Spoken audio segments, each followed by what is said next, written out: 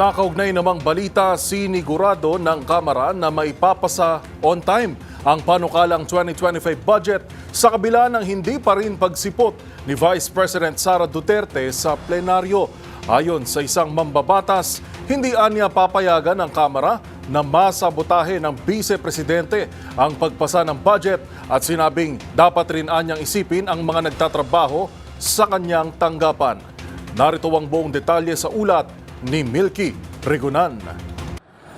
Tiniyak na liderato ng Kamara na maipapasa on time ang 2025 proposed national budget na nagkakalaga ng 6.352 trillion pesos. Ito ay sa pangamba na baka masabotahe ang pagpasa sa budget bill dahil ang OVP budget na lamang ang hindi pa sumasalang sa plenary deliberation sanhi ng kawalan ng kooperasyon at hindi pagdalo ni Vice President Sara Duterte. Ayon kay House Assistant Majority Leader at Zambales Representative Jefferson Conghun, nagtatrabaho ang Kamara para maipasa on time ang 2025 General Appropriations Bill. Sabi ni Conghun, kung sa tingin ni VP Sara ay kaya niyang isabotahe ang pagpasa sa budget, hindi niya ito papayagan ng Kamara dahil sa hindi pagsipot at ni isang kinatawan ang ipinadala si VP Sara sa plenary deliberation ng 2025 OVP budget na defer o pinagpaliban ng Kamara ang pagpapatibay sa budget ng pangalawang Pangulo hanggang siya ay dumating sa plenaryo. Narito si House Assistant Majority Leader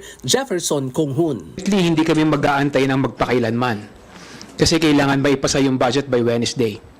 At hindi ito mapipigilan ng opisina ng Vice President na maipasa ng Kongreso ang budget come Wednesday.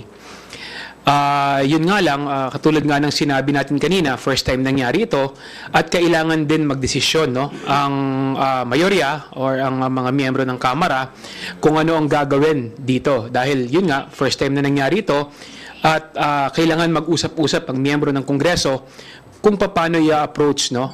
Hindi namin masasagot ng kami lang to dahil syempre ito ay usapin na kailangan desisyonan ng buong Kamara de Representante.